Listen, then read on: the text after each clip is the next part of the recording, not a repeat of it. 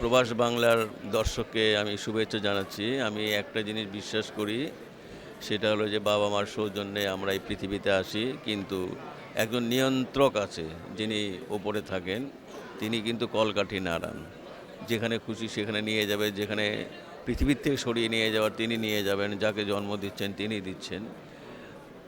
আমার মনে হয় সবকিছু পূর্ব নির্ধারিত। আজকে যে আমি এখানে উপস্থিত হয়েছি ম্যানহাটনে, এটাও পূর্ব নির্ধারিত। তা না হলে আমার এখানে আসা সম্ভব না। So thank you very much, God bless you. একটা কথা মনে রাখতে হবে যে we have to die, so do something for the people. By.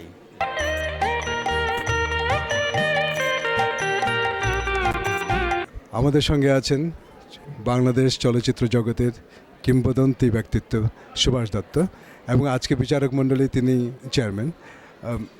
আপনার কেমন লাগছে যে প্রবাসে বসে দুই বাংলার শিল্পীরা মিলে যে অনুষ্ঠানটা করবে এবং আপনার উপর একটা প্রচণ্ড দায়িত্ব দেওয়া হয়েছে, আপনার অনুভূতিটা কি?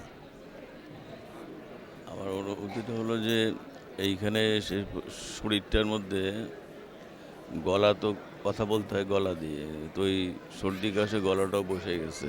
এক দুই, হ্যাঁ।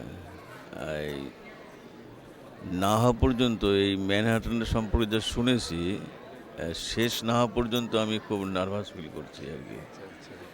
যে ম্যানহাটন আমি যদি এইভাবে বাংলা করি যে মানুষ খাদ্য, মানুষ খেয়ে না ফেলে আর কি।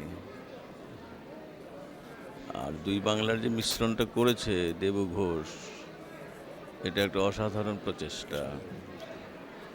আমরা দুইজনেই বাংলা ভাষায় কথা বলি, কিন্তু আমরা মিশ্রণটা আজ পর্যন্ত হয় নাই।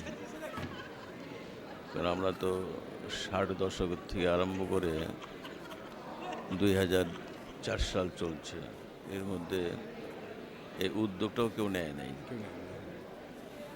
এখন এটা যদি সফল হয় তাহলে আমাদের দুই বাংলারই সফল আমি বলবো আর কি।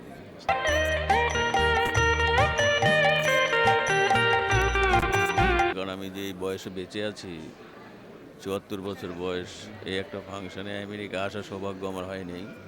এই একটা অজুহাতে আমি এসেছি আর কি। আপনাকে পেয়ে আমরা সবাই গর্বিত এবং ধন্য। হ্যাঁ, কানাডা পর্যন্ত এসেছিলাম 87-এ, কিন্তু এই দিকে আসা হয়নি।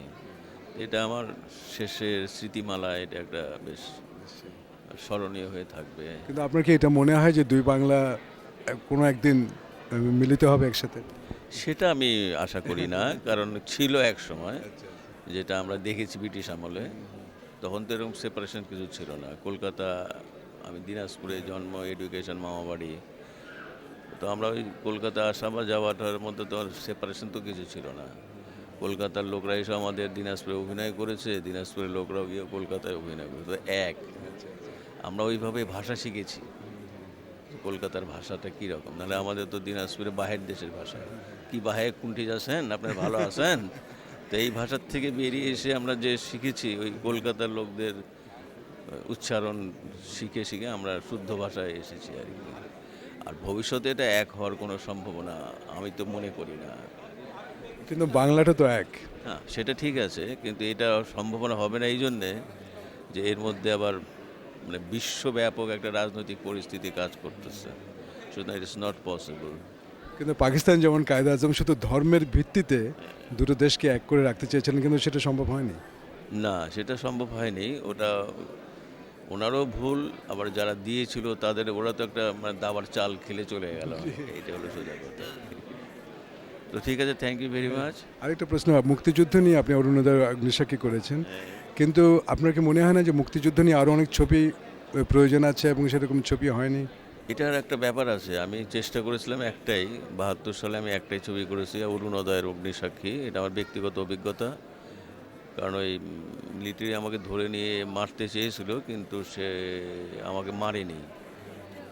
আমাকে চিনতে পেরেছে যে who is this man, what's your name. তখন আমি বললাম যে সুভাষ দত্ত। ও আচ্ছা আচ্ছা আচ্ছা। তখন সেই মিলিটারির ক্যাপ্টেন আমার ফ্যান ছিল, বোঝা গেল, যেখানে অনেক উর্দু ছবিতে অভিনয় করেছিলাম। তো লাস্টে উনি আমাকে ছেড়ে যে ডায়লগটা বলেছে, গ্রেট, মানে বিরাট ব্যাপার আমার, যে look mister Dutta, you are an artist, you are not only an artist, you are a good artist, so হাম তোমাকে ছোড় দিয়া চলে যাও। এবং উনি আমাকে ইন্ডিয়া পার করে দেওয়ারও ব্যবস্থা করে দিয়েছিলেন। আর সে তখন মেরে মেরে ফেললে আজকে এই ম্যানহাটনে এসে আমি তো কথা বলতে পারতাম না। আমাদের বঞ্চিত করতে হচ্ছে, তাকে একটু ধন্যবাদ দেওয়া দরকার। এর তো নিয়ন্ত্রণ উপরালারই নিয়ন্ত্রণ, এর আমি বেঁচে আছি এই জন্যই হয়তো যে ম্যানহাটনে তুমি যাবা।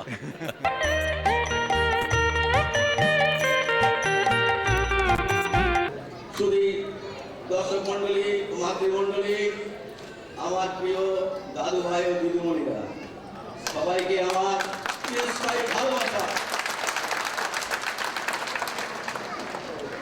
আমি এখন এই অল্প সময়ের মধ্যে যা দেখাবো সেটা হলো দুই বিড়ালের ঝগড়া। একটা বিড়াল এদিক থেকে আসবে আর একটা বিড়াল এদিকে ঘুরে এদিকে আসবে। তো দুই বিড়াল বলে প্রথম দূরে থেকে ওরা একটু লেজ নাড়ায়, একটু খস খস খস খস করে।